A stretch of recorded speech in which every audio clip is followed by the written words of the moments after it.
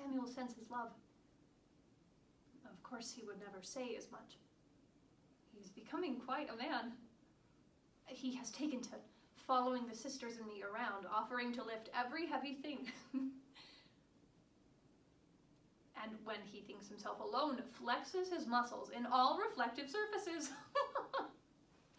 This morning I found our windows stripped of curtains, which I soon found on the backs of our brave son and May, who were engaged in fierce, cloaked battle for your freedom. Of course, proper soldiers always have cloaks and broom-handle bayonets. And May was with him step for step. It was a sight to see. He tries to be strong.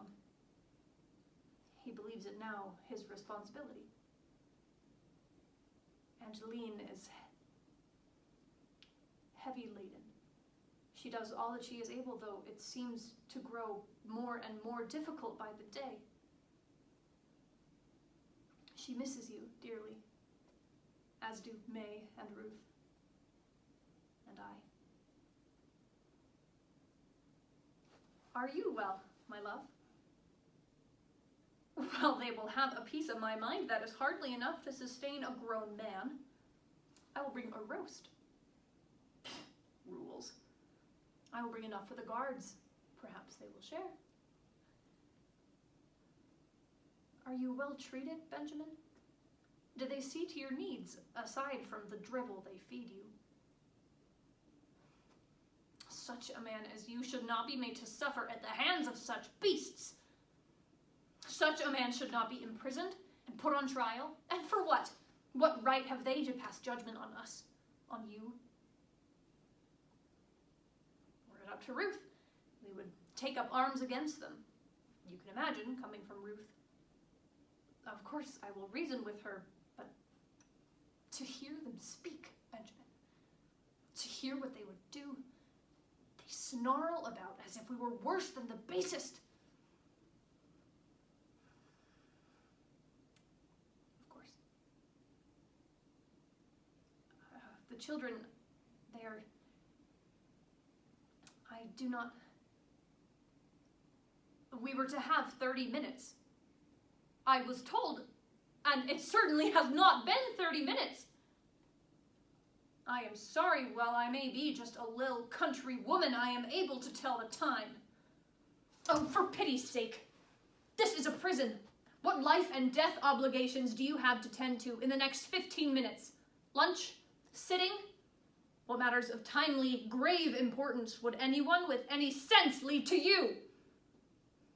Who is your supervisor? I will have words with him. No, Benjamin, this is simply too much.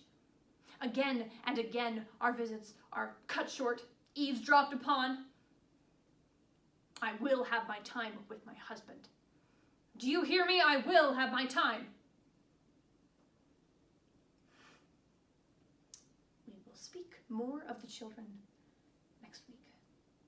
If we are permitted more than a passing glance and half a syllable. Pray for them, that the Lord will guide them and hold them close. They want for their father. I can stand on my own. Benjamin, husband, pray for us all.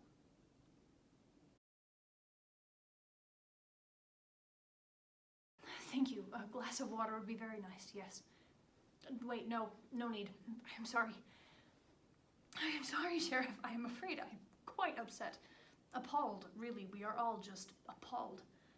I have no idea what has gotten into Julia. Of course, we will make restitution. She will restore the property to its original state.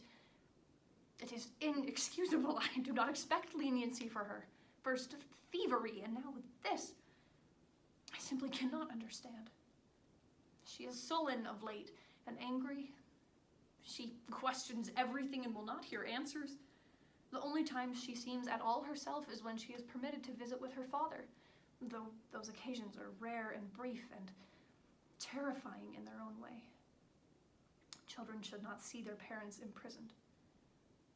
It has been hard for her, for all of us, but she seems especially shaken. She does not understand. I do not understand, Sheriff.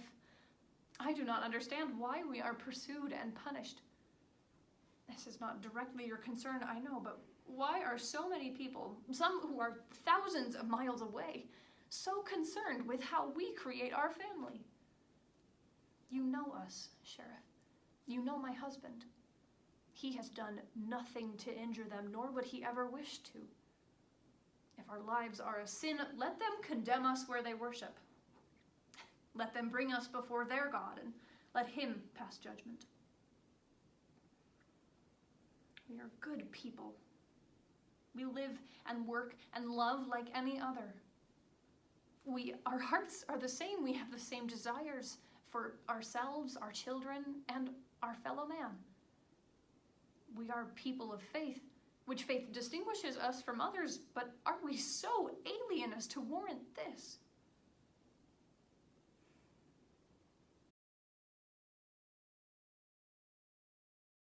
Inasmuch as laws have been enacted by Congress forbidding plural marriages, which laws have been pronounced constitutional by the court of last resort, I hereby declare my intention to submit to those laws, to use my influence with the members of the church over which I preside, to have them do likewise. There is nothing in my teachings to the church, or in those of my associates during the time specified, which can be reasonably construed to inculcate or encourage polygamy. And when any elder of the church has used language which appeared to convey such teaching, he has been promptly reproved. And I now publicly declare that my advice to the Latter-day Saints is to refrain from contracting any marriage forbidden by the law of the land. Wilford Woodruff, President of the Church of Jesus Christ of Latter-day Saints.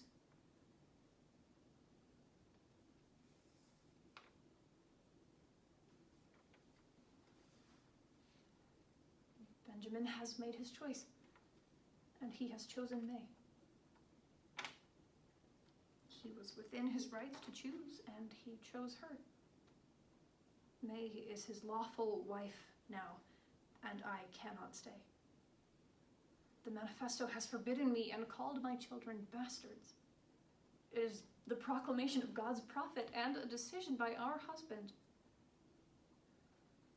I do not wish to be viewed as anyone's well-intentioned error. What are we if not persons whose situation and standing the Lord has disavowed? What is our marriage except something the brethren deny ever teaching? Perhaps I will return to Illinois. I will find work. I cannot stay here and watch all that I have loved. I have lost my heart, Ruth. Do you understand? He held my heart.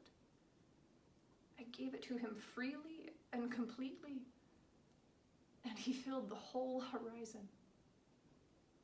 Everything I saw of life and love and hope, I saw in his face. I saw eternity there. And he is gone. I want to believe that his intentions were pure, that choosing May was a decision inspired by God, and that of us it is her who will blossom into the best eternal companion for him. For he is Benjamin.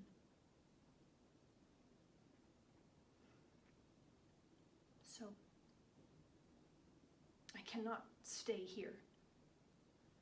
There is no longer room in my life for causes or dreams beyond what the Lord himself reveals. Now I can face only what is before me with as much dignity as I am able. I must provide for my children, and I cannot do that here. Please try to understand and wish me well.